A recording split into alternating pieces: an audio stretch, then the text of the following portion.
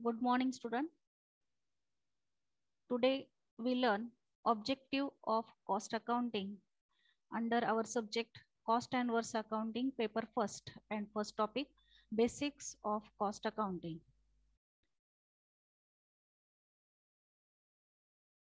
Objectives means what? उद्देश. Cost अकाउंटिंगचे उद्देश काय आहेत, म्हणजे कॉस्ट अकाउंटिंग का सुरू करण्यात आलं, तर त्याचे उद्देश जे आहेत त्यातला फर्स्ट पॉइंट आहे असरटेनमेंट ऑफ कॉस्ट. आपण काल जे लेक्चर घेतलं त्या लेक्चरमध्ये फायनान्शियल अकाउंटिंगचे लिमिटेशन्स पाहिले. मग फायनान्शियल अकाउंटिंग हे लिमिटेड होतं, त्यामुळे कॉस्ट अकाउंटिंगला सुरुवात झालेली आहे. मग फायनान्शियल अकाउंटिंगच्या लिमिटेशन्स मधून ओव्हरकम करण्यासाठी कॉस्ट अकाउंटिंगची सुरुवात झालेली आहे. तर मग फर्स्ट ऑब्जेक्ट काय आहे, तर असरटेनमेंट ऑफ कॉस्ट. आपण बघितले की ज्या वेळेला आपण फायनान्शियल अकाउंटिंग पाहतो तर त्यामध्ये आपल्याला ओव्हरऑल बिझनेसची पोझिशन दिसते. ओव्हरऑल बिझनेसचा परचेसेस, ओव्हरऑल बिझनेसचे सेल्स किंवा ओव्हरऑल बिझनेस मधून जो प्रॉफिट झाला असेल तो प्रॉफिट किंवा लॉस आपल्याला समजतो. परंतु जर आपल्याला product wise, job wise, service wise जर कॉस्ट कॅल्क्युलेट करायची असेल किंवा डिपार्टमेंट वाईज तर ती कॅल्क्युलेट होत नाही. कॉस्ट अकाउंटिंग मध्ये आपल्याला प्रोडक्ट वाईज, जॉब वाईज किंवा सर्व्हिस वाईज जी कॉस्ट कॅल्क्युलेट करायची असेल, म्हणजे एका वस्तूची तुम्हाला जर कॉस्ट कॅल्क्युलेट करायची असेल तर ती कॉस्ट कॅल्क्युलेट करण्यासाठी कॉस्ट अकाउंटिंग हे उपयोगी आहे. The basic objective of cost accounting is to ascertain cost of product, job और सर्व्हिस. बेसिक ऑब्जेक्ट काय आहे, तर किंमत निर्धारित करणे. प्रॉडक्टची, जॉबची किंवा जी सर्व्हिस आपण प्रोव्हाइड करतो आहे त्या सर्व्हिसची किंमत निर्धारित करणे हा पहिला आणि बेसिक उद्देश आहे.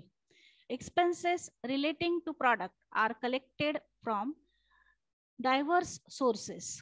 जे काही खर्च झालेले असतील एखाद्या प्रॉडक्टच्या मॅन्युफॅक्चरिंगवर तर ते वेगवेगळ्या ठिकाणावरून आपण कलेक्ट करतो. In addition to direct expenses relating to product, joint expenses pertaining to several products are also taken into consideration. While ascertainment of cost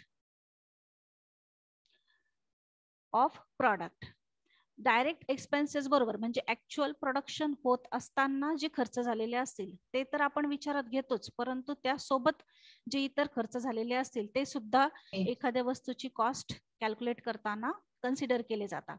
for example, suppose आपण एखाद्या वस्तूचं उदाहरण घेऊ.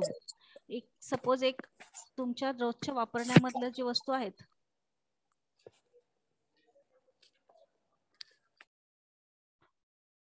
तुमच्या दैनंदिन जीवनातल्या ज्या वस्तू आहेत त्यातल्या एखाद्या वस्तूचं आपण उदाहरण घेऊ.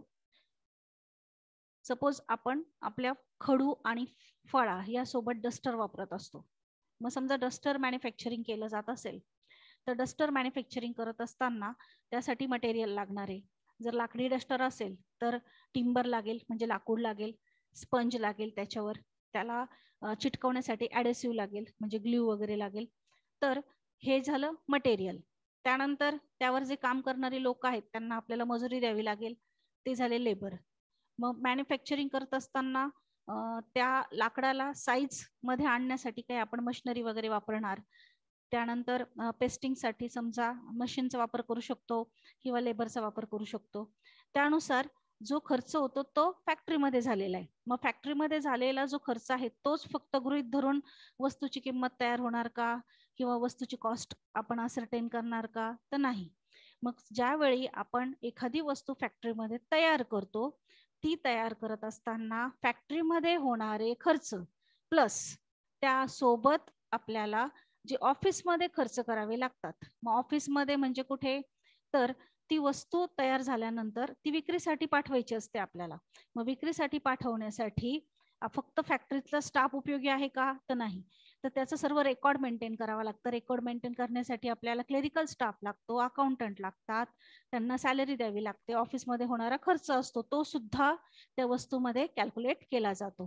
त्याचप्रमाणे विक्रीसाठी आपण ज्या गोष्टी करणार आहोत, मग समजा आपण सेल्समन नेमला, जाहिरात दिली, हे सगळे खर्च म्हणजे प्रोडक्शनशी रिलेटेड डायरेक्ट एक्सपेन्सेस आणि त्याच्यासोबत होणारे जॉईंट एक्सपेन्सेस ज्यावेळी आपण एखाद्या प्रोडक्टची कॉस्ट असरटेन करतो त्यावेळी या दोन्ही प्रकारच्या खर्चांचा विचार करून कॉस्ट ऑफ प्रोडक्ट असरटेन केली जाते. मग फर्स्ट ऑब्जेक्टिव्ह आहे कॉस्ट अकाउंटिंगचा असरटेनमेंट ऑफ कॉस्ट.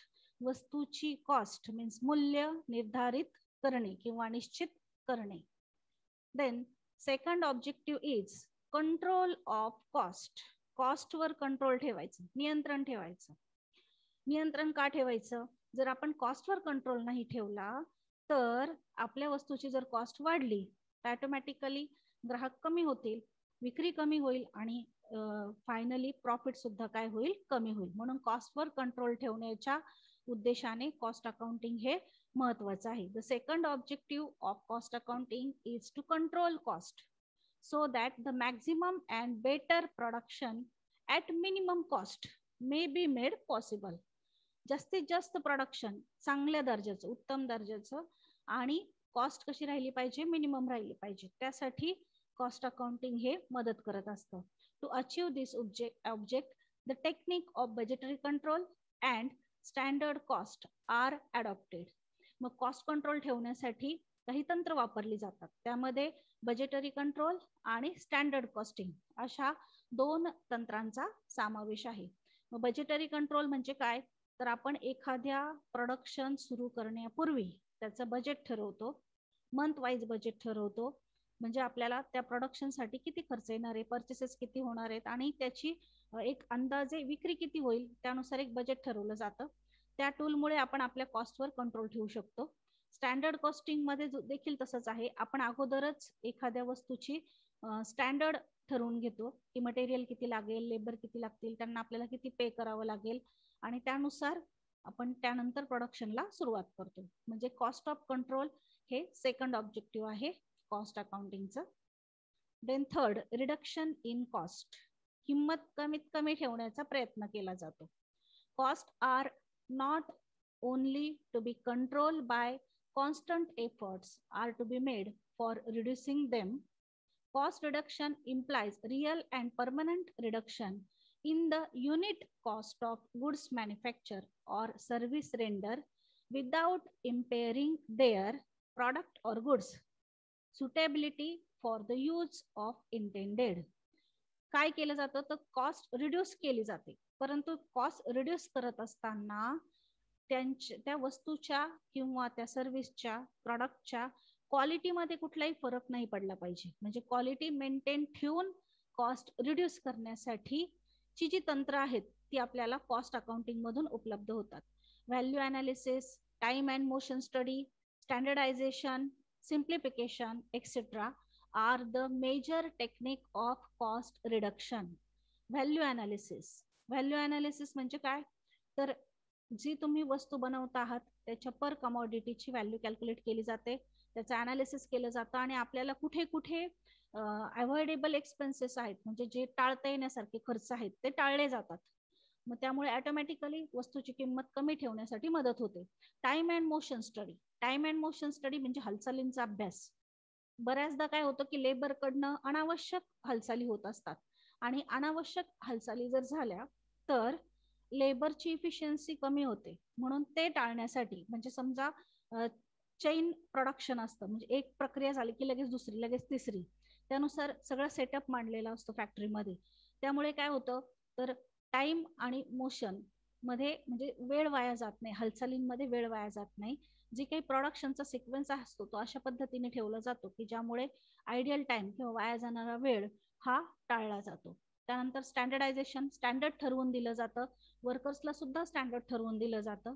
सिम्प्लिफिकेशन, प्रक्रिया सोपी करण्याचा प्रयत्न केला जातो. या पद्धतीचे टेक्निक्स वापरून कॉस्ट रिड्यूस केली जाते. हे तिसरं ऑब्जेक्टिव्ह आहे. त्यानंतर चौथं objective, determination of selling price. वस्तू विक्रीची किंमत निर्धारित करणे.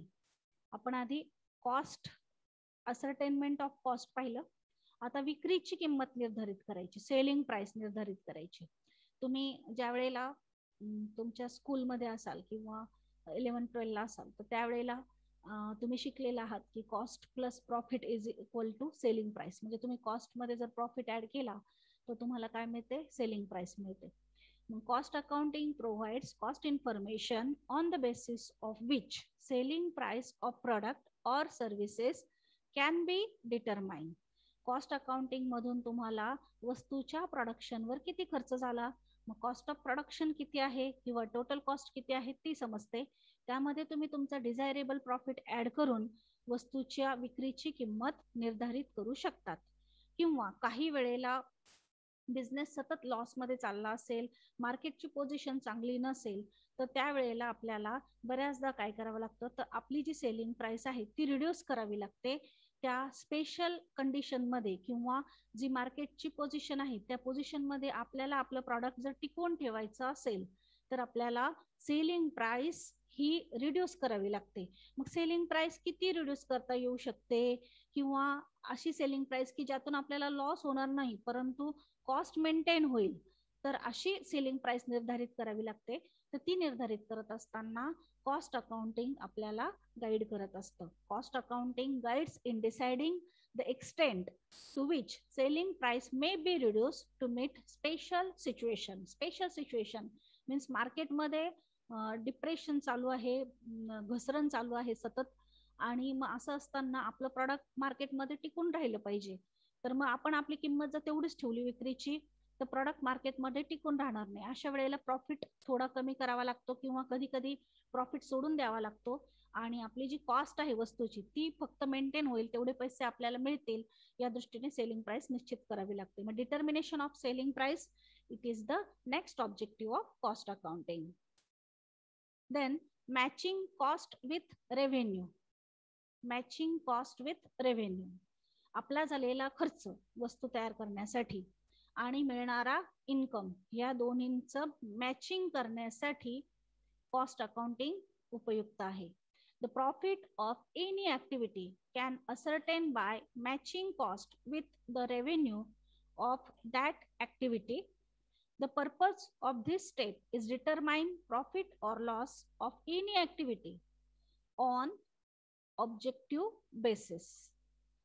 कॉस्ट अकाउंटिंग मुळे काय होतं, तर आपल्याला टोटल कॉस्ट कळते आणि टोटल कॉस्ट कळल्यामुळे आपण त्यामध्ये आपल्याला जो अपेक्षित प्रॉफिट आहे तो ऍड करून आपला रेव्हेन्यू किती मिळेल ते निश्चित करू शकतो, दोन्हींचं मॅचिंग करून घेऊ शकतो. Then next objective is providing basis for operating policies. काही पॉलिसीज आपल्याला वापराव्या लागतात, मॅनेजरला काही डिसिजन्स घ्यावे लागतात, आणि त्या डिसिजन्स घेण्यासाठी जो काही डेटा आवश्यक असतो, त्या पॉलिसीज राबवायच्या की नाही त्यासाठी जो काही डेटा आवश्यक असतो तो डेटा आपल्याला कॉस्ट अकाउंटिंग मधून मिळतो. Cost accounting is an essential tool for the management to formulate operating policies and to take business decision like determination of cost volume profit relationship, whether you buy or make an article etc. काही decisions असे असतात की तुम्हाला profit किती ठेवायचं आहे किंवा profit कमी करायचं का बिझनेस मधून, आणि आपल्या वस्तूची विक्री जास्त करायची का, त्याबद्दल काही पॉलिसीज राबवाव्या लागतात. कधी कधी एखादी वस्तू आपण मॅन्युफॅक्चर करण्यापेक्षा जर ती बाय केली म्हणजे दुसरीकडनं खरेदी केली, अर्धवट तयार माल जर आपण घेतला कच्चा माल, तर तो आपल्याला जास्त उपयुक्त ठरतो मॅन्युफॅक्चरिंग करण्यापेक्षा. तर मग अशा ज्या डिसिजन्स आहेत ज्या मॅनेजमेंटला घ्याव्या लागतात त्या डिसिजन्स साठी कॉस्ट अकाउंटिंग हे उपयुक्त आहे. म्हणजे sixth objective is providing basis for operating policies. Policies operating करण्यासाठी एक बेसिस निर्माण करून दिलं जातं कॉस्ट अकाउंटिंग मधून. Okay, thank you.